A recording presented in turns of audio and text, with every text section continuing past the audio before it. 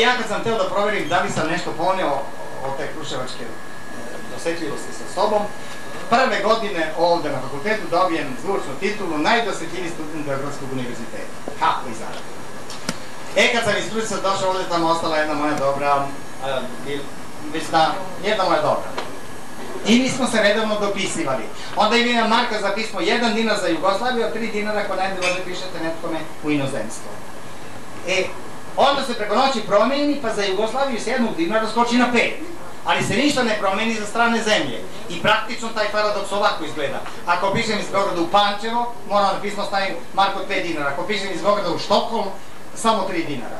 I ja smišljao, možda i studentska nemačka me privolila da se setim, napišem ti su moje čarapanke, zatvorim, pa ovako adresiram. Mademoiselle Jacqueline Tourvoyer, 25 rue La Fontaine, Paris, France.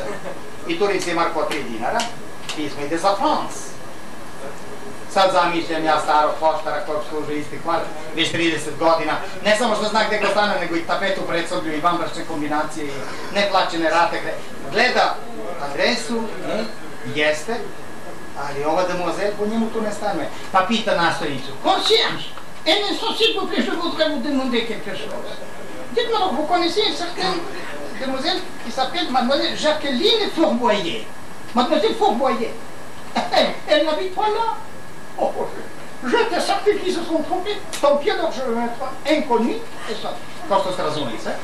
Ja napisao bez veze neku adresu, samo da pismo već tamo. Pošto nema toga, udari poštar da se pismo vrati pošiljaocu natrag. A na poleđini pisma gde je mesto za adresu pošiljaoca, tu sam stavio adresu svoje čarapanke i pismo za istu lovu iz Beograda u Pariz, iz Pariza u Beograd i iz Beograda u Kruševac, ceo trošak 3 dinara, čisto zarada, 2 dinara, 2 dinara.